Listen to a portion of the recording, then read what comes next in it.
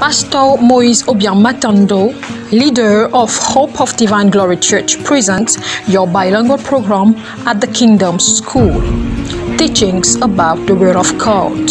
Be blessed in Jesus Christ's name.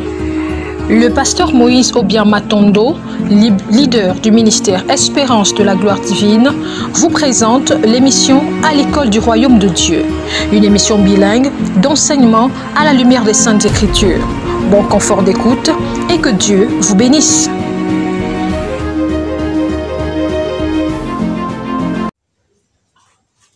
Shalom, shalom, chers frères et sœurs dans le Seigneur Jésus-Christ, soyez la bienvenue dans le cadre de votre émission, votre plateforme à l'école du Royaume de Dieu. Ce rendez-vous qui, chaque semaine, par la grâce de Dieu, vous enseigne, nous conduit à la lumière des Saintes Écritures et nous osons espérer que vous allez bien, vous qui nous prenez peut-être pour la première fois. Mais pour vous qui êtes habitués, shalom, un grand shalom à vous, à vos assemblées, à vos familles, dans vos nations respectives. Et que Jéhovah encore reçoive toute la gloire pour les miracles, pour les transformations, pour les conversions. Alors nous sommes là, toujours pour la thématique que vous connaissez, nous sommes dans la continuation. Mais avant que de la dévoiler, je vais comme ça saluer le pasteur Moise Obiang Matando, homme de Dieu, shalom. Shalom. Comment vous allez? Nous allons bien par la grâce de Dieu et nous rendons gloire au Seigneur. Nous avoir fait grâce d'être là aujourd'hui. Amen. Multiples conversions, des prodiges et des miracles au travers de la puissance de la parole de Dieu, homme de Dieu. Oui, nous recevons beaucoup de témoignages, Amen. Mais pour cela, que toute la gloire revienne à notre Père Céleste. Amen. Encore pour encourager quelqu'un, que la parole est encore d'actualité. Tout simplement, c'était pour vous dire de croire et de vous accrocher. Ce n'est pas une émission comme on les voit dans le monde, non, mais c'est une émission où vous êtes réellement au contact de l'Esprit Saint et Dieu, dans sa grandeur et son amour, fera certainement quelque chose pour vous. Nous sommes dans la thématique de la grâce, le salut pour les nations, mais cette fois-ci, comment les prophéties bibliques s'accomplissent-elles? Et en sous-petit thème, si on peut le dire ainsi, le temps de Dieu, selon que l'Esprit Saint conduira son serviteur, homme de Dieu, à vous la parole. Ok, merci beaucoup, Sœur Gaël, pour cette brillante présentation. Donc, nous allons, d'entrée de jeu, effectivement réitérer que nous allons partager ce matin la thématique qui concerne le temps de Dieu. Amen. Parce que le temps de Dieu ou le temps de l'accomplissement de la prophétie. Alors pourquoi le temps de l'accomplissement de la prophétie? C'est parce que Dieu annonce d'avance ce qu'il va faire. Amen. Voilà, donc Dieu fonctionne comme ça. Donc Dieu fonctionne par la loi de l'anticipation. C'est pourquoi Dieu n'a jamais été surpris d'un quelconque événement. Parce que tout est programmé. Donc Dieu fonctionne par la programmation. Et quand il programme, il démontre en fait qu'il est le maître des temps et des circonstances. Parce que ce qu'il dit finit toujours par s'accomplir, quel que soit ce qui se passe dans le temps et quelles que soient les circonstances qui se produisent. Alors donc, il est important pour les enfants de Dieu que nous sommes, et d'ailleurs pour tout le monde, de comprendre c'est quoi le temps de Dieu. Alors, je vais lire le texte de Habakkuk chapitre 2. Habakkuk chapitre 2, le verset 2 à 3. En fait, c'est le verset 3, je vais lire, mais je vais commencer à partir du verset 2. Donc, Habakkuk chapitre 2, le verset 2 à 3. La parole de Dieu déclare: l'Éternel m'adressa la parole, et il dit: écris la prophétie, grave-la sur des tables, afin qu'on la lise couramment, car c'est une prophétie dont le temps est déjà fixé. Elle marche vers son terme, et elle ne mentira pas. Si elle tarde, attends-la, car elle s'accomplira certainement. Alors donc, Dieu demande au prophète Habakkuk de graver la prophétie. C'est-à-dire ce que Dieu a annoncé, de l'écrire. Et je rappelle que dans la prophétie, il y a la proclamation en fait de ce que Dieu va faire. C'est pourquoi en fait les prophètes sont des porte-paroles. Et c'est pourquoi dans leur transmission du message de Dieu, ils disent: ainsi dit l'Éternel, ou oracle de l'Éternel, ainsi parle l'Éternel. Donc ce n'est pas lui qui parle, mais lui, il est le transmetteur. Il transmet. Donc, c'est un porte-parole. Donc, c'est pourquoi ils utilisent la formule « Ainsi parle l'Éternel ». Donc, l'Éternel a parlé. Mais l'Éternel est un esprit et il est dans le monde spirituel. Mais ce que l'Éternel a parlé doit s'accomplir sur le plan, dans le monde physique. C'est à partir de ce moment qu'on va parler du prophétique. Donc, je rappelle que quand on parle du prophétique, c'est pas forcément le ministère prophétique, mais c'est la dimension qui est relative, c'est-à-dire en fait, le prophétique, c'est la dimension relative à Dieu. Ça veut dire quoi? Le prophétique, en fait, c'est l'influence du spirituel sur le naturel. C'est l'influence du spirituel sur le naturel. C'est l'influence du ciel sur la terre. C'est l'influence de Dieu sur l'humanité. Alors donc, cela revient à dire que le monde physique est gouverné par le monde spirituel. Le monde humain est gouverné par le monde divin. Alors, le monde terrestre ou la terre est gouverné par le ciel. Voilà, donc, la terre est le plan de manifestation. C'est le domaine où ce qui est dit dans le ciel, ce qui est programmé dans le ciel, doit se manifester. Ce qui est programmé par Dieu doit se manifester à travers l'homme. Et ce qui est décidé dans le ciel doit se manifester à travers la terre. Donc, le ciel est le centre de la programmation et de la conception de tous les événements qui arrivent sur la terre. C'est ce qui fait que le hasard n'existe pas. Donc le ciel est la cause et le monde physique est le plan de manifestation. Donc, les effets. Et la conséquence. La manifestation, la conséquence, l'effet de ce qui a été décidé dans le ciel. Alors, donc, c'est pourquoi ici, la Bible dit, car c'est une prophétie dans le temps est déjà fixé. C'est une prophétie dont le temps est déjà fixé. Et Habakkuk dit, l'Éternel m'adressa la parole et il dit. Donc c'est l'Éternel qui lui adresse la parole et l'Éternel dit. Et lui, il répète ce que l'Éternel a dit aux hommes. Donc maintenant, pourquoi il dit? Parce qu'il a entendu. Donc il est connecté à Dieu. Donc le prophète est connecté à Dieu. Le porte-parole est connecté en fait à Dieu qui parle. Et lui, il transmet. Donc, il est au courant de ce que l'Éternel va faire parce que il a entendu l'Éternel le dire. Il a entendu Dieu le dire et il le transmet.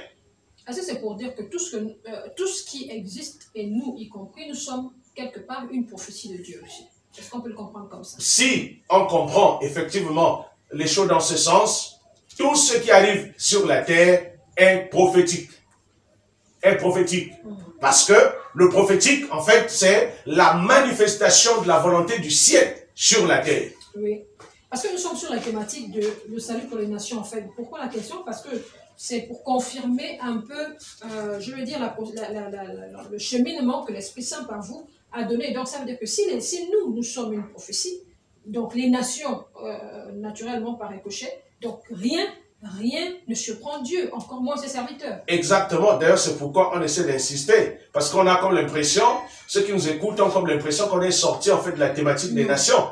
Mais en fait, c'est relatif. C'est relatif. Parce que les nations, Israël, l'Église, c'est-à-dire ces trois entités principales, en fait, qui déterminent, qui constituent en fait le centre de la prophétie de Dieu. Alors, tout ce qui arrive, on va dire, au niveau des nations, au niveau de l'Église, au niveau d'Israël, est purement prophétique. Parce que c'est annoncé d'avance. Et au-delà d'Israël, même nos nations, l'Afrique et tout le reste. Oui, je parle des nations. C'est-à-dire quand on parle des nations, on parle de la terre. Parce que Israël, l'Église et les nations se trouvent sur la terre. Tout à fait. Voilà.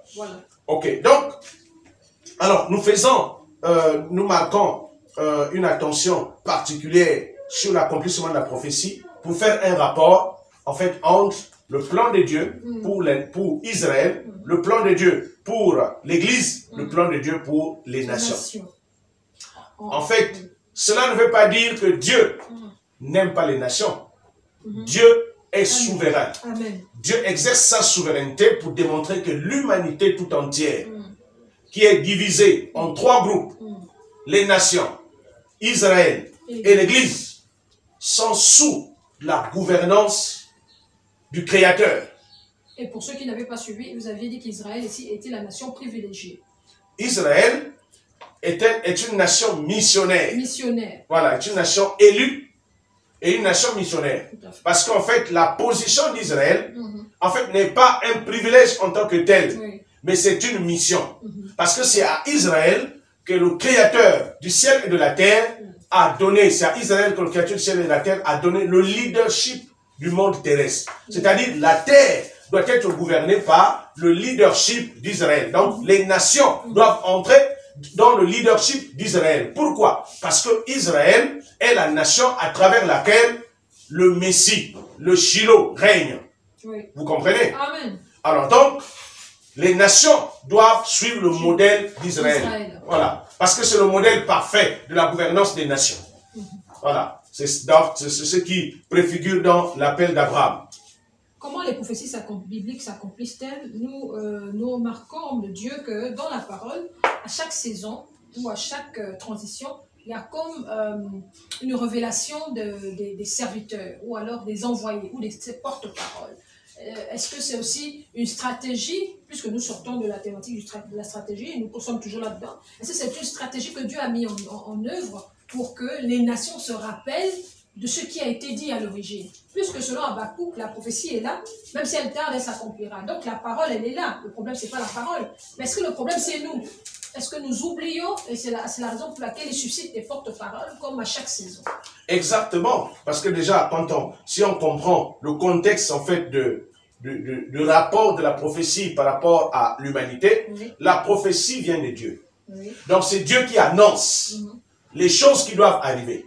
Alors si les choses qui doivent arriver sont déjà annoncées, ça veut dire que les choses qui doivent arriver sont déjà connues de Dieu. Donc Dieu ne peut pas être surpris de ce qui arrivera. Donc c'est lui qui annonce, parce que c'est lui qui décide que ça doit se passer comme ça. Ça doit se passer ainsi. C'est pourquoi d'ailleurs, la vraie formule, ainsi dit l'Éternel. Ainsi dit l'Éternel. Alors donc, les choses sont déjà annoncées par le Créateur. Maintenant, pour que ça s'accomplisse, Dieu associe l'homme sur la terre. Donc Dieu tient compte du facteur homme, du facteur circonstance et du facteur temps. Donc il tient compte du temps, des circonstances et de l'homme. L'homme est en quelque sorte l'acteur.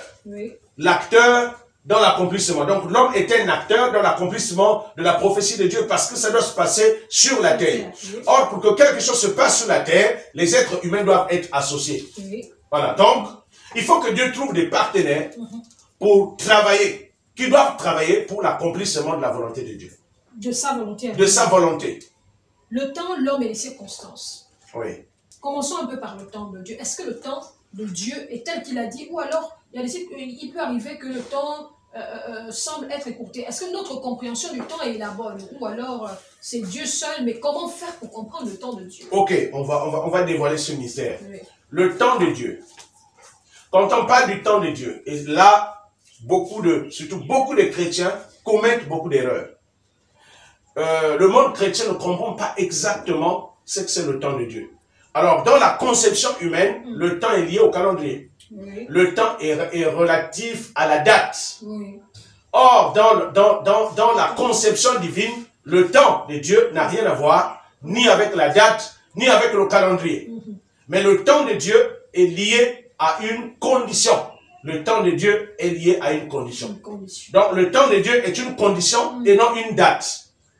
Voilà. Amen. Amen. C'est une condition et non une date. Ça n'a rien à voir avec le calendrier. Donc, le temps de Dieu n'est pas calendaire. Mais le temps de Dieu est une condition. C'est une condition. Alors, pourquoi? Parce que Dieu n'est pas dans le temps calendaire. C'est-à-dire Dieu n'habite pas dans le temps où on parle de la datation, ou du calendrier, ou de la fixation des limites du temps. Dieu est hors du temps. Donc Dieu habite hors des limites du temps. Et par conséquent, sa volonté ne peut pas tenir compte des limites du temps. Lui, il est éternel. Il est éternel. Il est éternel. Donc, l'éternité n'a rien à voir avec les dates. Maintenant, qu'est-ce qui se passe? Quand Dieu veut faire quelque chose sur la terre, il établit les conditions. Il établit les conditions. Donc, c'est pourquoi la Bible ici dit, car c'est une prophétie, dans le temps est déjà fixé. Mais pourquoi Dieu utilise le mot temps? Parce qu'on s'adresse aux hommes.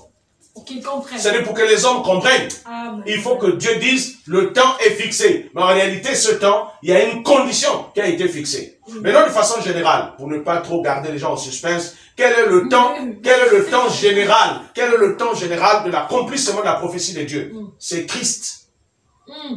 C'est Christ qui est la condition, qui est la condition principale, la condition sine qua non de l'accomplissement du temps de Dieu. Alléluia. Alléluia. Amen. Donc, tout ce que Dieu veut faire sur la terre, Oui.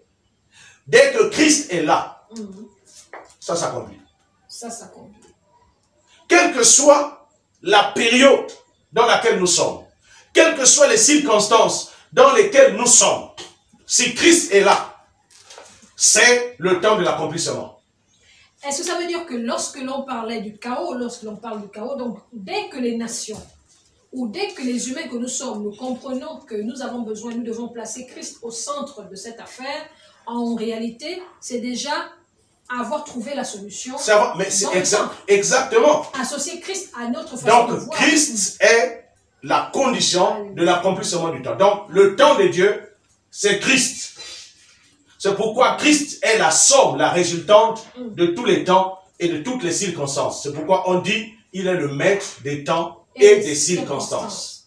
Même si il s'avère, comme nous l'avions lu, je crois, dans les psaumes, si je ne m'abuse, nous avions lu ici où le Tout-Puissant demandait, enfin, du moins les prophéties annonçaient qu'il fallait crier. Mais on annonçait également les temps difficiles de détresse et autres. Alors même si il est écrit que les détresses doivent être là et qu'elles vont arriver, la condition doit être quand même mise au centre d'intérêt afin que les choses changent. Exactement. C'est-à-dire, la détresse, c'est quand Christ n'est pas là.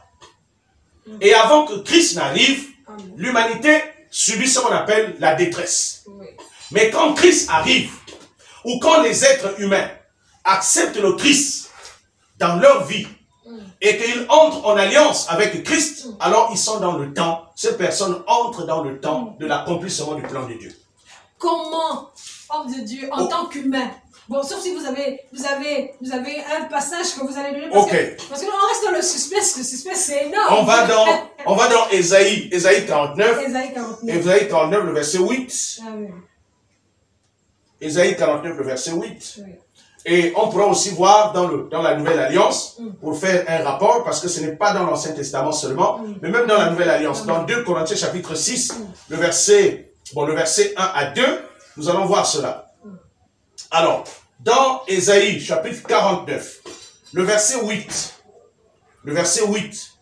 bon, 8 à 9, hein, pour la bonne compréhension. Alors, la parole de Dieu déclare dans Ésaïe 49, le verset 8 d'abord, et ensuite le verset 9. Ainsi parle l'Éternel.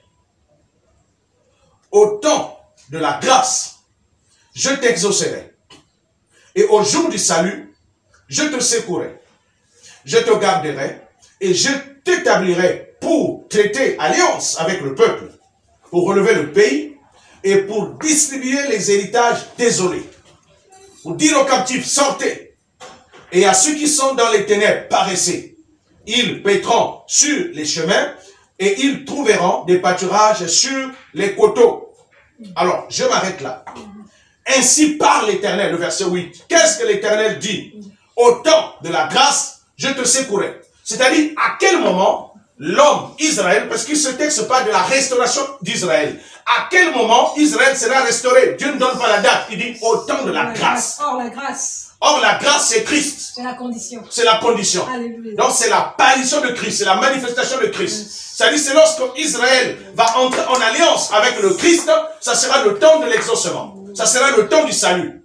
Donc, le salut n'a rien à voir avec le calendrier, n'a rien à voir avec la date. Donc, il y a le temps éternel et il y a le temps temporel. Donc, si le temps éternel ne s'accomplit pas dans votre vie, le temps temporel ne va pas s'accomplir. Je m'explique. Le temps éternel, c'est Christ. Donc, si vous n'êtes pas entré dans le temps de Dieu, c'est-à-dire si vous n'êtes pas en union avec Christ, autrement dit, ce que Dieu a déclaré dans votre vie, dans votre nation, ne s'accomplira pas. Maintenant, lorsque ça va s'accomplir, puisque nous sommes sur la terre est gouvernée par le temps. Donc ça va s'accomplir à une date précise par rapport au calendrier. Mais ce n'est pas ce calendrier qui est le facteur déterminant de l'accomplissement du plan de Dieu. C'est Christ qui est le temps éternel. C'est la raison pour laquelle quand Christ est venu, il est le consommateur de tous les âges. C'est la raison pour laquelle même la période préhistorique a pris fin. Et donc les temps devaient être commencés à être calculés, à être évalués à partir de la manifestation de Christ. Écoutez, pourquoi les Romains, Jésus est venu au moment de l'Empire romain. Mais pourquoi les Romains, qui détenaient le calendrier grégorien, n'ont pas pu, c'est-à-dire ne se sont pas dit, bon, nous on s'en fiche de Christ, nous on élabore un autre calendrier, parce que personne n'a le pouvoir de le faire. C'est lui le commencement et la fin. C'est lui l'alpha et l'oméga. Donc c'est lui le commencement de tous les âges. C'est lui le maître des temps. C'est pourquoi aujourd'hui, le temps est daté à partir de la naissance de Jésus-Christ. C'est pourquoi la naissance de Jésus-Christ est considérée comme étant l'an zéro. Oui. Et donc, aujourd'hui, nous sommes en 2021, c'est par rapport à l'arrivée de Jésus-Christ. Parce que c'est lui le maître des temps et des circonstances. Donc, le temps lui appartient. C'est la raison pour laquelle, nous qui sommes enfants de Dieu, les chrétiens, lorsque vous êtes en Christ, alors votre temps ne dépend plus du calendrier. C'est la raison pour laquelle Christ est le now. Christ est le maintenant. C'est-à-dire vous entrez dans l'éternité, c'est-à-dire vous entrez dans la dimension où la date disparaît, le calendrier disparaît, mais il n'y a que Christ qui apparaît. Et tout est déterminé par lui. C'est pourquoi, quand il est arrivé, c'est pourquoi en fait, je vais y arriver. Dans l'Ancien Testament, tout était à venir. Il y avait des promesses.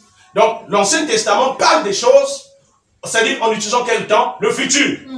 C'est-à-dire, je t'exaucerai, je te sauverai, ainsi de suite. Donc, l'Ancien Testament utilise le futur.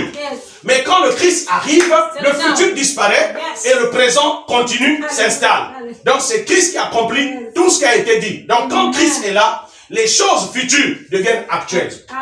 Les choses futures deviennent actuelles. Donc c'est la raison pour laquelle tout peut être actualisé à partir de Christ. C'est la raison pour laquelle la parole de Dieu, la prophétie qui concerne la libération, la restauration des nations, la restauration d'Israël, et peut s'accomplir si les nations acceptent Christ, si Israël revient à Christ, si l'Église demeure véritablement en Christ, ça sera l'accomplissement. Et donc, nous sommes en train d'aller vers ce temps-là. Effectivement, parce que lorsqu'on lit Ésaïe 49, d'aucuns peuvent se dire pourquoi Christ peut être la condition. Mais quand la Bible parle de renouvellement de l'intelligence, parce qu'effectivement, comment le mot temps de la grâce peut-il être quantifié? C'est pas possible. S'il fallait comprendre les choses sur un plan calendaire, justement, on ne peut pas quantifier le temps de la grâce. On ne peut même pas le situer, on ne peut même pas le fixer. On va commencer par quoi? Janvier ou décembre ou février? Déjà, la grâce est éternelle. Elle est éternelle. Elle est liée à Dieu. Et la grâce, elle est immatérielle. Elle est immatérielle. Elle est venue par Jésus-Christ. Elle est venue par Jésus-Christ. C'est tellement vrai. Elle est venue par Jésus-Christ. La loi nous a été donnée par Moïse. Or, la loi demeure encore dans la dispensation de la loi. Elle est encore dans le temps. C'est pourquoi Christ n'est pas dispensationnel. Parce qu'il est hors du temps. Donc, on ne peut pas mettre Dieu, c'est-à-dire dans la bouteille des dispensations. Ça ne marche pas. Amen. Donc, Dieu est éternel.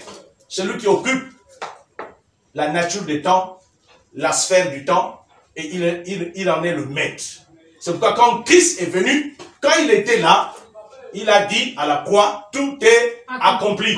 C'est-à-dire, tout est accompli. Tout ce qui avait été annoncé, maintenant, trouve son accomplissement à partir de la présence de celui qui est le maître des temps. Comment les prophéties bibliques s'accomplissent-elles? En d'autres termes, premier point ou alors point central, elles s'accomplissent lorsque nous comprenons le temps de Dieu. Voilà, lorsque nous comprenons le temps de Dieu, donc le temps de Dieu est une condition. Donc, quelle est la condition pour que la parole de Dieu s'accomplisse dans la vie d'une personne? C'est quand vous êtes en Christ. C'est pourquoi quand quelqu'un est en Christ, alors vous êtes dans le temps de Dieu. Vous n'avez plus besoin de dire, Dieu va me bénir. Non, vous êtes déjà béni. À l'instant T, vous êtes déjà béni. Quand je parle de l'instant T, je parle à l'instant où vous êtes en Christ, vous êtes déjà béni. Donc la bénédiction devient une réalité. Mais dans ce qui reste, quel est le rôle du futur? Le futur, en fait, c'est le temps dans lequel ce que vous êtes maintenant en Christ doit se manifester. C'est pourquoi, si vous vous souvenez, lorsque nous avons parlé de la prière, nous avons dit que quelqu'un qui est en Christ ne prie pas pour que les choses viennent. Il prie parce qu'il a les choses de façon spirituelle en Christ et il prie pour que les choses se manifestent dans le monde physique. Amen. Il prie pour que les choses se manifestent. Donc, le but de la prière c'est demander la manifestation des choses qui se sont accomplies en Christ. Et on avait dit que prier, c'est permettre à Dieu d'agir. Voilà. Donc, on permet à Dieu d'agir dans le sens qu'il va manifester. Il va manifester les choses que nous lui demandons dans sa grâce. La grâce, le salut pour les nations, c'est comprendre le temps de Dieu. Or, le temps de Dieu est une condition, et la condition, c'est Christ. Exactement. Le temps de Dieu est la condition fixée en Christ. Donc, ça veut tout simplement dire que pour que tout ce que Dieu a décidé de s'accomplir dans n'importe quelle nation arrive, il faut que Christ soit accepté dans les nations. Je prends un exemple. Bon, si on prend la terre, parce que les gens peuvent se poser la question, mais Dieu a fixé des cycles, mais là, chaque accomplissement dépend de la souveraineté de Dieu et la condition reste unique, c'est Christ. C'est-à-dire, lorsque le salut devait s'accomplir en Orient, en Israël, il a fallu que quelques sensibilités s'élèvent pour demander que Christ vienne. Il y avait les ânes, il y avait des personnalités conscientes qui avaient lu les prophéties, qui priaient pour que le Messie vienne. Et donc, dès que Jésus est né, Anne a dit, merci Seigneur, parce que j'ai vu ton accomplissement. Elle a demandé de partir. Amen. J'ai une question quand même un peu sensible, homme de Dieu. Oui. Nous avons d'autres religions autour de nous qui sont également installées dans nos nations. Parce que lorsque nous parlons de la nation, elle inclut tout ce qui la constitue. Alors, nous avons le bouddhisme et toutes ces autres religions. Est-ce que c'est pour dire que ces religions également devraient accepter Christ? Ok. Vous savez déjà, je précise d'abord. Parce que d'aucuns disent que Dieu est Dieu. Que c'est Dieu est Dieu. Et il y a le Tout-Puissant, c'est suffisant. Alors qu'aujourd'hui, nous comprenons que l'accomplissement passe inéluctablement par Christ. Exactement. Vous savez, toutes ces religions parlent de Dieu. Oui. Ok. Là, il n'y a pas de débat à faire. Mais sauf que Dieu se manifeste dans l'humanité à travers le Christ. Donc, si toutes ces religions-là se réclament ou se revendiquent de Dieu, ils doivent accepter Christ. Tout à fait. Or, la plupart de ces religions, même le christianisme, ce ne sont que des philosophies humaines. C'est pourquoi vous posez une question. Vous avez bien fait d'abord de préciser que c'est une question sensible. Oui. Et la réponse aussi sera sensible. Donc, toutes ces religions, tous ces ismes-là, christianisme, bouddhisme, maoïsme, taoïsme, ainsi de suite, ne sont que des philosophies humaines. Bien sûr. Ce sont des philosophies humaines qui sont décorées par Dieu. C'est-à-dire, ils ont pris une décoration qui s'appelle Dieu. Dieu n'est pas dans les ismes. Branhamisme, christianisme, c'est pas tout ce que vous connaissez. Même les religions dites chrétiennes, Dieu n'a aucune religion. Amen. Amen. Dieu est le créateur de l'univers. Dieu a un royaume. Dieu c'est un roi et non un chef religieux. Alors donc, ce sont des pensées ou des philosophies humaines. Mais Christ n'est pas une philosophie. Il est au-dessus. Il est au-dessus des philosophies. Il est au-dessus des pensées humaines. Parce que la philosophie, c'est l'amour de la sagesse. C'est la recherche du savoir. Or, Christ est le but du savoir. C'est-à-dire, ceux qui cherchent à connaître, c'est lui qu'on cherche à connaître. C'est lui qui est le but de la sagesse. C'est-à-dire, toute la connaissance et tous les trésors de la sagesse se trouvent cachés dans le Christ. C'est pourquoi l'apôtre Paul, qui était un rabbin, parce que vous savez, dans le rabbinisme ancien, c'est-à-dire, on était à la recherche de la connaissance absolue. Et donc, l'apôtre Paul, qui était lancé dans la recherche de la connaissance, la véritable Sophia, la véritable connaissance, quand il va avoir la révélation de Christ, il dit, dans Philippiens 2, tout ce que j'ai considéré comme des gains, je les ai abandonnés à cause de l'excellence, de la sagesse, de la connaissance qui est en Christ. Donc, le but de la sagesse, c'est Christ. C'est lui qu'on doit connaître. Et quand on parle de Christ, le Christ est le tout inclusif. Ça veut dire que tout ce qui existe parle de lui. La terre, c'est le symbole de Christ. Le ciel, c'est le symbole de Christ. L'homme, c'est le symbole de Christ. Les arbres, c'est le symbole de Christ. L'eau, c'est le symbole. C'est-à-dire, c'est lui qui s'est manifesté à travers ces choses-là.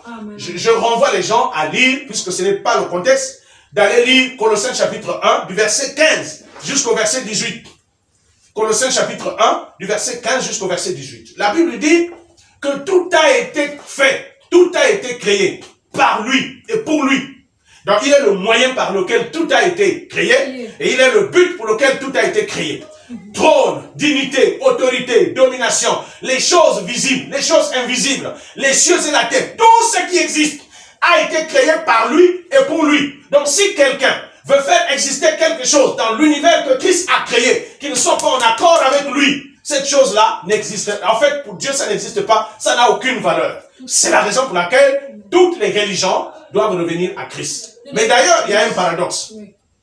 Dans la profondeur, toutes ces religions se réclament des religions crucifiées, parce que chaque religion a un maître au-dessus.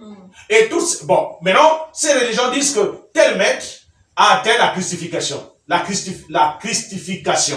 Donc, il s'est christifié. Mais, en fait, ça c'est une moquerie. C'est une moquerie.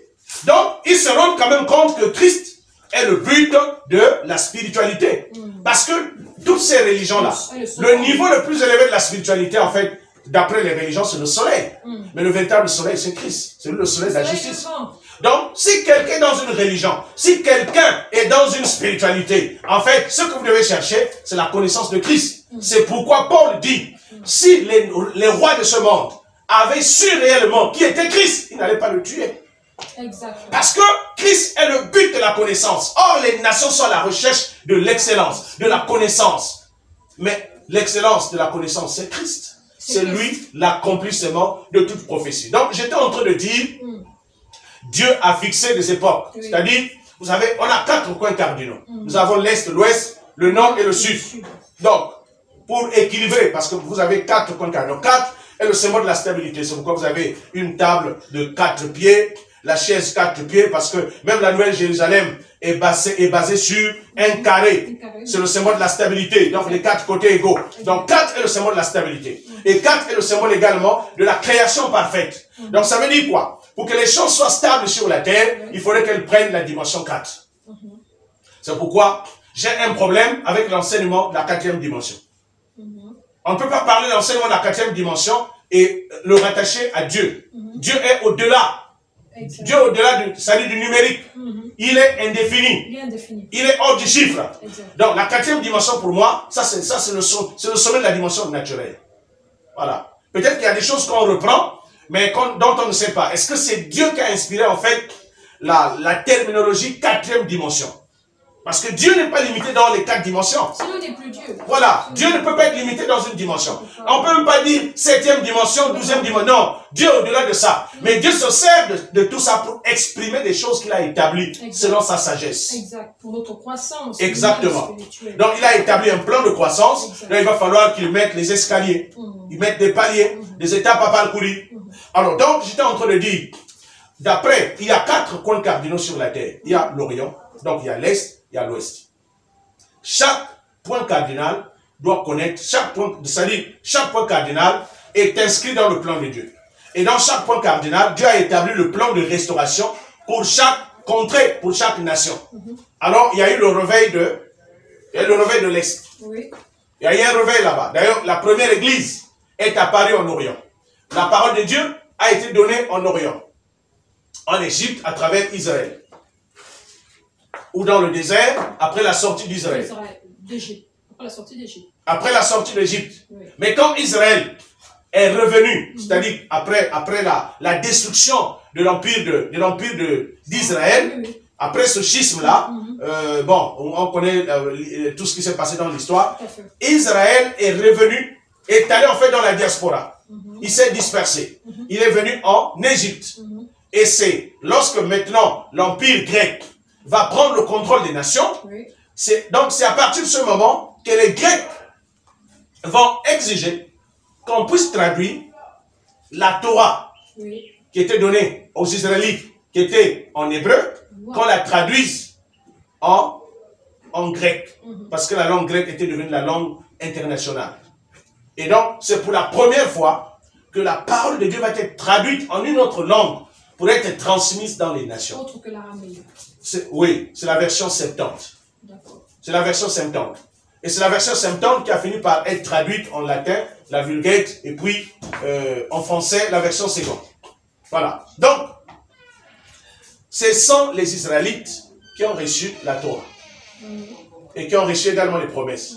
Et qui ont reçu l'Église. Oui. D'abord, l'Église a commencé. L'Église a commencé chez les Israélites. Exact, exact. Donc, c'est pourquoi, en fait, il y a une grosse erreur que l'on commet. Beaucoup séparent Israël de l'Église. Mais non, la Bible dit Christ est celui qui unit les deux. Unit les deux, oui, oui. Bon, maintenant on aura l'occasion d'en parler parce que les gens font, en fait, les gens font beaucoup plus allusion à Israël qui existe là, en Palestine. Tout à fait. Ça, c'est un pays qui sera détruit. Même le temple qu'on est en train de construire, c'est le temple de l'Antichrist. C'est l'Antichrist qui va s'asseoir là-bas. Or, Dieu, le Christ ne s'assoit pas dans un temple fait de médon. Donc, il y a un autre mystère. On aura l'occasion d'y revenir et d'expliquer. Donc, il y a eu le réveil en Orient. Il y a eu le réveil au Nord. En fait, l'Europe fait partie normalement du Nord. Les pays européens ne sont pas en réalité des pays occidentaux. Ce sont des pays du Nord. Mais ils ont laissé la Russie. Bon, parce qu'ils font, parce que les pays européens se sont alliés, en fait, au gouvernement américain. Et, or, l'Amérique, c'est l'Occident. Donc, c'est pourquoi ils sont devenus des pays occidentaux, juste de façon politique. Mais de façon géographique, les pays européens font partie du Nord. Alors, donc, il y a eu le réveil au Nord. La réforme de Luther. Et il y a aussi le réveil aux États-Unis. Avec le mouvement pentecôtiste. Maintenant, le seul point qui ne s'est pas encore réveillé, c'est nous. Voilà. C'est le midi. C'est le midi. C'est pourquoi, pour que Christ vienne, pour que les prophéties relatives à la terre s'accomplissent, il faudrait que le midi se réveille. Donc, c'est ce réveil de midi que nous sommes en train d'attendre en Afrique. C'est pourquoi vous allez voir, l'Occident est fini. L'Europe est finie. Ce sont des cycles que le Créateur a déjà définis. Donc, nous sommes maintenant, l'humanité en train d'attendre le réveil de midi. Maintenant, ce réveil-là, qui l'a fixé? C'est Dieu. Maintenant, à quel moment cela doit s'accomplir? Ça n'a rien à voir avec le calendrier. Il faut que les habitants du midi prennent conscience de la parole de Dieu et entrent maintenant dans le Christ, entrent dans le Christ et commencent à prier, à revendiquer l'accomplissement des prophéties. Et Dieu va commencer à réveiller. Dieu va commencer à réveiller ses fils sur tous les plans, sur le plan spirituel. Parce que le réveil embrasse tous les domaines, sur le plan spirituel, sur le plan économique, sur le plan social, sur le plan humanitaire. Donc, tout va se réveiller. C'est pourquoi c'est le réveil qui est arrivé en Europe qui a éveillé l'Europe, qui a amené la révolution industrielle et ainsi tout ce que nous connaissons. Donc, le problème de l'Afrique ou du Midi, c'est le sommeil. C'est que ces enfants sont tellement endormis, ils ne sont pas conscients que là, c'est notre époque. Ils sont distraits. C'est la raison pour laquelle vous allez voir, même sur le plan politique, toute la géopolitique, la géostratégie du monde est fixée vers l'Afrique. C'est-à-dire la guerre froide qui était en Occident est transférée en Afrique. C'est-à-dire les mêmes puissances qui se battaient dans la guerre froide, la Russie et les États-Unis, c'est-à-dire la Russie et l'Occident, ils ont transposé en fait cette guerre-là en Afrique. En Afrique aujourd'hui, c'est la guerre entre la Russie et les États-Unis et l'Occident. Voilà. Est-ce qu'il ne faut pas, pour amener, même si vous avez dit qu'aujourd'hui on risque pas d'avoir le chemin, mais je suis en train de revoir un peu le chemin que vous aviez fait lorsqu'on était sur la question du chaos. Parce que aujourd'hui, nous parlons de comment les prophéties bibliques s'accomplissent-elles. Est-ce que c'est pour dire, comme on parle du midi, dans le midi, bon, naturellement, chers frères et sœurs, vous comprenez également sur le plan individuel de votre vie, c'est toujours le rapport avec Christ qui est la condition centrale. Alors, la dernière fois, vous aviez dit que pour sortir du chaos, il faut que la victime détourne son regard de l'oppresseur et ramène son regard vers Dieu. Oui. Est-ce qu'aujourd'hui, c'est la même chose? C'est-à-dire que pour que les prophéties bibliques s'accomplissent aujourd'hui, ça veut dire que nous, aujourd'hui, en tant que nation ou en tant que fils de Dieu, nous devons détourner le regard des circonstances, détourner nos regards des pandémies et toutes ces choses, mais regardez à Christ. Exactement. Dieu ne change pas. En fait, je pense qu'on l'avait mis au tableau, Oui. et je pense que les gens peuvent regarder les prochaines émissions. Oui, oui. C'est une formule que Dieu a mis en place. D'accord. Dieu travaille avec des schémas. Et ce sont ces schémas directeurs que Dieu exécute. Donc c'est une formule. Donc quelles que soient les circonstances dans lesquelles nous nous tournons, si nous nous tournons vers Dieu, vers le Créateur, les circonstances vont changer. Les circonstances vont changer. C'est pourquoi on dit que Dieu est le maître des temps et des circonstances. C'est-à-dire pour que les temps soient meilleurs, Yes. il faut revenir à Dieu. Pour que les temps soient mauvais, il faut s'éloigner de Dieu. Donc Dieu reste la référence qui détermine la nature des temps, bonne ou mauvaise. Tout est défini par lui. Donc lorsqu'on s'éloigne de son alliance, alors on commence à expérimenter les temps mauvais, le malheur. Pourquoi? Parce que l'alliance, c'est le domaine de définition dans lequel Dieu a défini la vie des nations et la vie des peuples. Maintenant, lorsque les peuples sortent de l'alliance, Dieu n'a rien prévu pour l'humanité entière en dehors de l'alliance. C'est la raison pour laquelle Israël est considéré comme étant une nation élue, parce que cette nation est née dans l'alliance. C'est une nation qui est née dans l'alliance. Par exemple, les autres nations cherchent à entrer dans l'alliance, mais Israël est né dans l'alliance.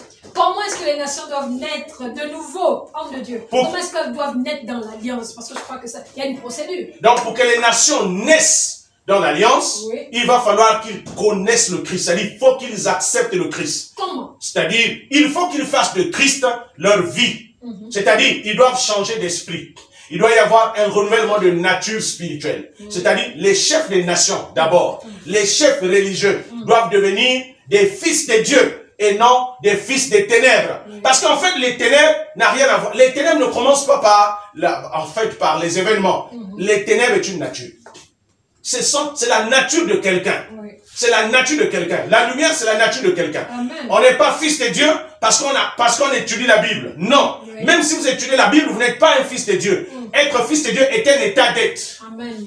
Donc, votre être doit ressembler également à Dieu. Dieu. Vous ne pouvez pas être l'enfant de quelqu'un et que vous n'avez pas le sang de cette personne. Aucun trait. Sinon, on va faire un test d'ADN. C'est la raison pour laquelle, à chaque fois, quand on fait le test d'ADN spirituel, on trouve l'ADN de la chair, l'ADN des ténèbres. Et puis on se pose la question, mais vous êtes un chef religieux, vous avez la Bible, vous parlez de Dieu, mais dans votre ADN, il n'y a pas l'ADN de Dieu. Il y a un problème. Or, l'ADN de Dieu, c'est le Christ. Amen. Donc, si le Christ n'est pas en vous, vous êtes encore dans les ténèbres, même si vous avez la Torah, même si vous avez les livres sacrés, comme on dit entre guillemets, vous êtes un fils des ténèbres. Donc, on est fils des ténèbres ou fils de lumière à travers la nature. Donc, qu'est-ce que je suis en train de dire? Les nations du Midi, donc les nations de ce continent africain, doivent revenir à Christ. D'ailleurs, on va se rendre compte, il ne faut pas qu'on se voit là, il ne faut pas se leurrer. On a adopté les cultures des nations. Oui. On a adopté les cultures de l'Orient. On a adopté les cultures occidentales. On a adopté les cultures du Nord. Ça n'a rien donné. Aujourd'hui, l'Afrique ne s'est pas développée. Nous avons connu l'invasion arabe. Ça n'a pas développé l'Afrique. C'est la raison pour laquelle vous allez voir des pays comme des pays du Maghreb sont des pays blancs. Mais en réalité, ces pays étaient des pays noirs. Oui. L'Égypte, c'est le pays de Cam, donc Mitraïm, c'est-à-dire le pays du noir. Donc l'Égypte, bon, ça sont les Grecs qui ont donné ça. Ça a une autre signification. Peut-être on aura l'occasion d'aller dans les profondeurs. Et donc, on a connu l'invasion de l'Est. On a été envahi par les Arabes. Les Arabes ont colonisé, en fait, l'Afrique ancienne. Ça n'a pas marché. Ça n'a pas marché. Jusqu'à ce jour. Nous avons connu la colonisation occidentale. Ça n'a pas marché. Non. On a adopté les cultures des colons. On a adopté le christianisme romain. On a adopté les cultes de l'Occident, la franc-maçonnerie, la rose-croix, toutes ces choses-là. Nos présidents sont là-dedans. Ça fait quoi?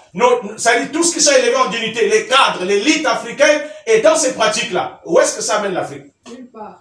Donc, ça dit toutes ces choses n'amènent nulle part. Maintenant, ces nations qui nous ont apporté ces cultures-là, les cultures des nations, donc les cultures arabes, les cultures occidentales, les cultures eurasiques, les cultures européennes, nous les avons adoptées. Et même on a adopté l'animisme de nos grands-parents, parce qu'il ne faut pas aussi oublier ça. Nous avons adopté la culture des païens, l'animisme africain, ça n'a rien apporté. Ça n'a apporté Rien du tout. Aujourd'hui, l'Occident qui se prévalait d'être le monde civilisé, regardez comment le monde civilisé est en train de se détruire. Exact. Ils ont détruit toutes les valeurs. Toutes les valeurs humaines, ils les ont détruites. Maintenant, il faut... Regardez, on parle de la transhumanisation. On parle du remplacement de l'humanité par des robots. Est-ce que ça, là, Ils ont connu, en fait, le progrès scientifique. Oui. Mais regardez ce qui se passe. C'est pourquoi Rabelais avait raison. Science sans conscience n'est que ruine de l'âme. Donc, l'âme, quand l'âme se détruit, à partir du moment où on détruit les valeurs humaines, c'est fini. Donc, l'Occident s'est effondré. Donc, c'est la raison pour laquelle nous ne nous réjouissons pas, en fait, de la destruction, en fait, des autres contrées. Mais nous avons besoin que l'Afrique se réveille, c'est-à-dire en revenant à l'Alliance, en revenant à Christ, pour que la prophétie concernant l'Afrique s'accomplisse. Aucune prophétie. Bon, aujourd'hui, on peut faire des études. Vous voyez, il y a beaucoup de courants. J'appelle ça des courants philosophiques. C'est-à-dire qu'ils se revendiquent d'être des vrais Africains noirs, des Kémites, des Nubiens. C'est-à-dire qu'ils se réclament, en fait. Bon, il y a eu bien d'autres comme les Marcus Garvey, il y a les Cheikh Anta Diop, il y a les Théophile Obenga. Donc il y a plusieurs, il y a les Kovi, il y a les Nusere, Omutonde et tout ça. Donc il y a beaucoup de sensibilités africaines, beaucoup de sensibilités noires. C'est-à-dire qu'ils semblent comprendre dans leur esprit que c'est le temps. Donc ils organisent des colloques, mais ce ne sont pas des enfants de Dieu. Ils ne connaissent pas la parole de Dieu. Ce qui leur manque, c'est la parole de Dieu. Vous savez, si Cheikh Anta Diop avait la connaissance de la parole de Dieu, on devait l'appeler un prophète. Parce qu'il avait compris. Mais le problème, c'est que l'Église qui a la connaissance, qui a la parole de Dieu, n'est même pas au courant. Et moi, je voudrais interpeller aujourd'hui les serviteurs de Dieu. Au-delà de la Bible, c'est-à-dire, il faut lire les livres historiques. Il faut lire les livres historiques pour comprendre l'histoire de notre continent. Parce que si on ne lit pas les livres d'histoire, on ne peut pas comprendre. La Bible ne donne pas les détails. La Bible parle du contexte politique, du contexte historique, du contexte spirituel. Donc la Bible vous donne les pistes et vous donne la solution pour l'accomplissement du plan de Dieu. Mais quant à comprendre, c'est-à-dire le déroulement des événements historiques, des révolutions, il faut lire les livres d'histoire. Il faut lire les livres d'histoire. D'ailleurs, la Bible elle-même est un livre d'histoire. Mais sauf qu'elle ne met pas l'accent sur les humanités, sur les sciences humaines. Parce que ça, c'est le travail que Dieu a donné aux hommes. C'est l'humain qui le fait. Voilà, c'est le travail de l'humain. Alors, donc, c'est la raison pour laquelle il est important d'étudier cela. Maintenant, j'apporte une précision. Oui. Il y a un piège. Lorsque vous étudiez les livres d'histoire, vous allez comprendre que l'histoire de l'Afrique en particulier a été falsifiée. A été falsifiée. Et maintenant, si vous n'avez pas la sagesse, vous allez vous positionner dans cette falsification qui a été faite pour vouloir restaurer les choses à partir de l'histoire. Ce n'est pas la procédure. Tout est restauré toujours à partir de Christ. Amen. Il faut se positionner dans la parole de Dieu tout en connaissant l'histoire, en amenant les nations ou le midi dans la connaissance de la volonté de Dieu. Amen. Donc, beaucoup de personnes semblent se perdre ou semblent fondre, c'est-à-dire dans l'histoire, dans les études historiques. Non! Les études historiques sont une indication qui nous permet de comprendre la totalité de l'histoire, afin de comprendre comment exactement la volonté de Dieu doit s'accomplir. Voilà. Donc, c'est ce qu'il y a d'important à comprendre. Donc, pour terminer, nous allons dire ceci, que le Midi, c'est-à-dire le Sud, l'Afrique, a besoin de revenir à Dieu. On n'a plus besoin de la franc-maçonnerie, on n'a plus besoin de la rose-croix, on n'a plus besoin de toutes ces pratiques, c'est-à-dire humaines, qui n'ont rien à voir avec l'accomplissement du plan de Dieu. Donc Dieu est en train d'étendre ses mains, il a besoin de vrais fils. Où sont les vrais fils de ce continent qui doivent revenir d'abord à Dieu pour que Dieu leur explique comment est-ce que les choses doivent se passer. Parce que le réveil de l'Afrique, c'est le réveil de l'humanité. C'est-à-dire c'est l'Afrique qui va conduire l'humanité dans le véritable leadership humain. C'est la raison pour laquelle l'Africain est attaché de façon naturelle aux valeurs humaines. Or, lorsqu'on détruit les valeurs humaines, on détruit en fait la vie humaine. Mais lorsqu'on garde les valeurs humaines, alors on pérennise l'humanité. Donc la pérennisation, c'est-à-dire la vie de l'humanité se trouve dans la préservation des valeurs morales, les valeurs éthiques et de l'alliance avec Dieu. Donc nous devons revenir à cela. Donc dans chaque nation, donc je m'adresse particulièrement à tous les ministres de Dieu, à tous les serviteurs de Dieu. Vous qui nous écoutez, nous ne sommes pas là, nous ne sommes pas en train de vous donner des leçons, mais nous sommes en train de faire un rappel. Vous devez comprendre ce principe. allez dans la parole de Dieu, allez dans le livre de Dieu, faites vos recherches, faites alliance avec la parole de Dieu, commencez à prier, organisez des temps de prière et demandez à Dieu d'accomplir le temps. Parce que nous sommes dans le temps, c'est-à-dire l'humanité tout entière est en train d'attendre le réveil de midi. Mais malheureusement, ceux qui sont dans le midi sont encore endormis. Même si nous avons été esclavagisés près de 500 ans. Cela, écoutez, le temps passé. L'issue a été prévue. Voilà, donc nous devons aujourd'hui revenir à la parole de Dieu. Vous savez, quand vous lisez dans Deutéronome 28, le verset 68, je pense, Dieu avait prophétisé sur Israël que je vous ramènerai dans le pays d'où je vous ai fait sortir. Exact. Ah donc, et avec le temps, après la dispersion, après le schisme du royaume d'Israël, d'ailleurs après l'exil babylonien, même le prophète Jérémie a été amené en Afrique, en Égypte. Or, l'Égypte, c'est le pays des Noirs, c'est l'Afrique. Et c'est à partir de l'Afrique qu'on les a pris, c'est-à-dire ils se sont dispersés dans l'Afrique, parce que l'Afrique est formée de l'Égypte, du Soudan, donc ça sont les anciennes nations, de l'Éthiopie. Donc, normalement, quand on parle l'Éthiopie biblique, c'est toute l'Afrique centrale. C'est-à-dire c'est la partie orientale jusqu'en Afrique centrale. Tout ça, ça fait partie de l'Éthiopie antique. Alors donc, ces populations-là se sont dispersées à travers les fleuves de l'Éthiopie. Et c'est de là qu'on les a pris de nouveau pour les amener en esclavage. On les a amenés à l'ouest. Vous savez, là où les deux tours jumelles étaient construites, c'est là où on vendait les esclaves. Et donc, la destruction de deux tours jumelles, c'est l'accomplissement de la prophétie. Parce que Dieu avait dit, vous serez encore amenés dans un autre pays. Vous serez vendus et personne ne vous payera. Donc maintenant, personne ne peut plus payer l'Afrique. Personne. C'est-à-dire, nous sommes inutiles sur le marché. Or, c'est notre inutilité sur le marché qui détermine notre réveil. Alléluia. Donc, c'est le temps. On aura l'occasion de donner les détails concernant ces prophéties. Mais, vous savez, d'après notre pédagogie, il va falloir qu'on donne les indices. Il va falloir qu'on donne les indices. Mais le moment viendra où nous allons donner les détails. Pour amener, en fait, le continent à se réveiller. Que c'est notre temps. Mais ce n'est pas pour rendre la monnaie. Non. C'est-à-dire aux colons. Non. C'est pour montrer exactement comment l'humanité fonctionne. Donc, la responsabilité de l'Afrique, des serviteurs de Dieu, de l'Église africaine, c'est de ramener l'Afrique, toutes les nations, dans l'alliance avec le Seigneur. D'ailleurs, pour terminer, avant de vous remettre votre mot de fin, d'ailleurs, pour terminer, lorsque l'on attendait le Messie, d'aucuns attendaient quelqu'un qui viendrait faire la guerre. On attendait qu'un homme qui viendrait dire prenez les armes, parce que en fait l'invasion et la domination de l'autre côté étaient plus fortes. Mais lorsque le Christ est arrivé, il a eu une démarche qui était totalement à l'encontre de tout ce que il a même dit aimez vos ennemis. Il a même dit aimez vos ennemis. Je crois que pour aller dans le même sens, abonder dans le même sens, et regarder les Écritures, nous devons regarder ce que Christ a fait. Lorsque Jésus est venu sur la terre, qu'est-ce qu'il a fait? Comment est-ce qu'il a fait? Et quelle a été l'issue? L'issue, nous l'avons aujourd'hui, c'est que nous sommes sauvés. C'est que nous sommes sauvés. Homme de Dieu, à vous la parole, certainement pour le mot de fin, parce que nous sommes arrivés au terme de ces merveilleux. Ok, merci donc pour nous avoir suivis. En fait, nous n'avons pas autre chose à ajouter que de demander à tous de revenir à Christ. De revenir à Christ. Amen. Donc, Christ est un enseignement. Christ est un enseignement. Et l'humanité a besoin de l'enseignement. Parce que c'est l'enseignement qui détermine la connaissance de la vérité. Et Jésus-Christ a dit, vous connaîtrez la vérité et la vérité vous affranchira. Donc, si nous voulons être affranchis, nous avons besoin d'avoir cette connaissance qui libère.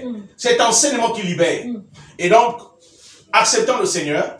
Mais ce sont les individus qui doivent accepter le Seigneur. Il faudrait que le Christ atteigne jusque les palais présidentiels. Le Christ doit entrer dans les palais des rois. Le Christ doit entrer dans la direction des entreprises, dans l'administration, dans la plus haute administration de notre continent. Et c'est alors que ce continent va sortir de l'esclavage et de tous les maux que nous décrions aujourd'hui. Alors donc, je pense qu'on va s'arrêter par là. On va s'arrêter par là. Vous avez écouté la parole, vous avez écouté les enseignements et nous rendons gloire à ce grand Dieu. Vous avez Christ, vous avez déjà la condition pour sortir du chaos. Donnez ce Christ autour de vous.